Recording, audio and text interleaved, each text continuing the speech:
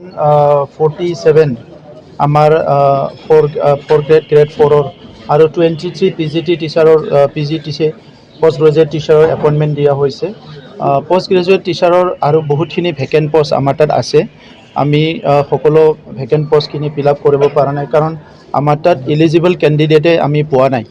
তো সেইকাৰণে আমাৰ কিছুমান পষ্ট যোৱাবাৰ এপইণ্টমেণ্ট দি ৰৈ গৈছিলে, এইটো আজি ফিল আপ কৰা হ'ল। আৰু আমাৰ হাতত বহুখিনি পষ্ট এতিয়াও আছে, প্ৰায় 60টা পষ্ট আমাৰ হাতত আছে। তো সেইখিনি পুনৰ আমি ইণ্টাৰভিউ কৰিবলৈ নিৰ্দেশ দিছোঁ, যাতে অতি সোনকালে আমাৰ ছাত্ৰ ছাত্ৰীসকলক আমি টিচাৰ প্ৰভাইড কৰিব পাৰোঁ ইয়াৰ কাৰণে।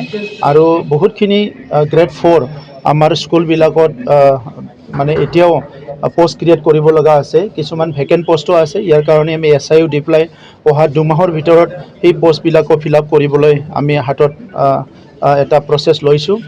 99ৰ শিক্ষকসকলৰ 302 আমি এপইণ্টমেণ্ট দিলোঁ। বাকীখিনি SIৰ কাৰণে অসম চৰকাৰক পঠোৱা হৈছে, SIৰ মানে ভেলিডিটি শেষ হৈ যোৱাৰ কাৰণে। আৰু SIটো আহি পোৱাৰ লগে লগে বাকীখিনি 99ৰ টিচাৰৰ এপইণ্টমেণ্ট দিম। টেট শিক্ষকসকলৰ যিটো এপইণ্টমেণ্ট ৰৈ আছে, সেই এপইণ্টমেণ্টখিনি দিয়াৰ কাৰণে ব্যৱস্থা কৰিছোঁ। মানে ইফালে যেতিয়া স্পেচিয়েল টেট পতা হ'ব, লগে লগে আমি আগৰ টেট পাছ কৰি থকা যিসকলে আছে সেইসকলক আমি টেটত এপইণ্টমেণ্ট দিয়াৰ কাৰণে ব্যৱস্থা কৰিম। মই শিক্ষকসকলক অনুৰোধ কৰিব বিচাৰিছোঁ, আমাৰ বহুতখিনি বিদ্যালয়ত ছিংগল টিচাৰ আছে। কিছুমান স্কুল আনমেনেজেবল হৈছে, য'ত 100জন ছাত্ৰ ছাত্ৰী আছে, 150জন ছাত্ৰ ছাত্ৰী আছে, তাত এজন শিক্ষকে ক্লাছ কৰিব নোৱাৰে। সেইকাৰণে য'ত য'ত ৰেচনেলাইজেশ্যন হোৱা নাই, য'ত প্ৰয়োজনতকৈ ৰেচিঅ'তকৈ বেছি টিচাৰ আছে, সেইসকলক অহা সপ্তাহৰ ভিতৰত আমি ৰেচনেলাইজেশ্যন কৰিবলৈ নিৰ্দেশ দিছোঁ। আৰু মই শিক্ষকসকলক অনুৰোধ কৰিছোঁ যে আমি গুণগত শিক্ষা দিয়াৰ উদ্দেশ্য আগত লৈ বা ছাত্ৰ ছাত্ৰীক ভালকৈ শিকাব পৰা এটা পৰিৱেশ গঢ়িবৰ কাৰণে যেতিয়াই মানে টিচাৰসকলক ৰেচনেলাইজেশ্যন কৰিব, তাত মেক্সিমাম টিচাৰৰ কনভিনিয়েঞ্চিটো চাব দিছোঁ, যাতে টিচাৰসকলৰো কনভিনিয়েণ্ট হয়। এইটো চাই পেলাই ৰেচনেলাইজেশ্যন কৰা হ'ব। আৰু ৰেচনেলাইজেশ্যন অৰ্ডাৰ পোৱাৰ লগে লগে চবেই যাতে তেখেতসকলে যি স্কুলত দায়িত্ব দিয়া হয় স্কুললৈ যায়, মই সেইটো অনুৰোধ কৰিছোঁ। কাৰণ আমাক শিক্ষকসকলে গভৰ্ণমেণ্টৰ মানুহ হিচাপে যদি সেই গাইডলাইন ৰুলবিলাক কোনোবা অৱমাননা কৰে, তেতিয়া আমি একশ্যন ল'ব লগা হ'ব।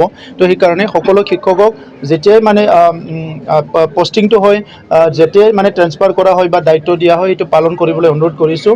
বহুখিনি বিদ্যালয়ত মিড ডে মিল তেখেতসকলে হট মিড ডে মিল, যিটো গৰম মিড ডে মিল খুৱাব লাগে, সেইটো নোখোৱাই বহুত স্কুলত আমি দেখিবলৈ পাইছোঁ। মই শিক্ষকসকলক আৰু SMCক মই কিছুমান নৰ্মছ যিটো আছে, UGC নৰ্মছবিলাক ফুলফিল কৰিব লাগে, কিছুমান ক্ৰাইটেৰিয়া আছে। ইয়াৰ ওপৰত আমি মুখ্যমন্ত্ৰী ডাঙৰীয়া, শিক্ষামন্ত্ৰীৰ লগত আলোচনা কৰি আছোঁ। মই আশা ৰাখিছোঁ এনাদাৰ 15-20 দিন বা 1 মান্থৰ ভিতৰত গোটেই মানে আমাৰ যিখিনি ক্ৰাইটেৰিয়া, এইটো কেনেকৈ আমি ফুলফিল কৰিম বা তেনেকৈ কৰিব পাৰিম। বহুতখিনি আমাৰ কলেজবিলাকে ক্ৰাইটেৰিয়া ফুলফিল নকৰে, সেইকাৰণে অসুবিধা হৈছে। কিন্তু ইয়াৰ মাজতে যিহেতু 6.3 একৰ্ডৰ এটা দফা আছে, ইয়াৰ আধাৰত কিবা এটা পলিচিৰ আধাৰত এইটো 10খন কলেজ প্ৰভিঞ্চিয়েলাইজ কৰা হ'ব বুলি আমি ইতিমধ্যে আশ্বাস পাইছোঁ। আৰু এইটো অতি শীঘ্ৰে আমি এই প্ৰচেছটো আগুৱাই লৈ যাম। আছিল বোলে গুৱাহাটীত তেওঁলোকে ইতিমধ্যে এই প্ৰভিঞ্চিয়েলাইজেশ্যন যিটো অৰ্ডাৰ, সেই অৰ্ডাৰটো ইতিমধ্যে তেওঁলোকে চিৰিমনিলি মানে ডিষ্ট্ৰিবিউশ্যন কৰিছে। গতিকে আমাৰ BTC এৰিয়াটো তেওঁলোকে আমাক প্ৰদান কৰিছে। আৰু লগে লগে আমি আজি যিহেতুকে যোৱাকালিও ৰবিবাৰ আছিলে, সেইদিনাও 4th Saturday আছিলে, গতিকে আজি আমি সেইটো ইয়াতে ডিষ্ট্ৰিবিউশ্যন কৰিবলৈ আমি সক্ষম হৈছোঁ। আমাৰ টোটেল 4টা ডিষ্ট্ৰিক্টত 124 আমাৰ গ্ৰেড 4 আছে, গতিকে সেইটো আমি দি দিছোঁ। আৰু বাকী আমাৰ যিটো PGTৰ, সেই PGTটো হ'ল যে যোৱা বোধহয় 4 মাহমান আগত আমি ইতিমধ্যে এটা মানে এডভাৰটাইজমেণ্ট দিছিলোঁ, আৰু এই হিচাপত ৰিক্ৰুটমেণ্ট প্ৰচেছ মানে কৰিছিলোঁ। আৰু আমি টোটেল 95 ছিলেকশ্যন কৰিছিলোঁ আউট অফ 143। তো ইয়াৰে 61হে মানে এপইণ্টমেণ্ট লেটাৰ লৈছিলে, বাকী তেওঁলোকে এপইণ্টমেণ্ট লেটাৰ লোৱা নাছিলে, কাৰণ তেওঁলোকে ইতিমধ্যে অসমত জইন কৰিছিলে। গতিকে সেইটো আমি তেওঁলোকৰ যিটো আমাৰ মেৰিট লিষ্ট, সেই মেৰিট লিষ্টৰ পৰাই আকৌ আমি মানে ছিলেকশ্যন কৰি পেলাই আমি এতিয়া আজি 23 আমাৰ এপইণ্টমেণ্ট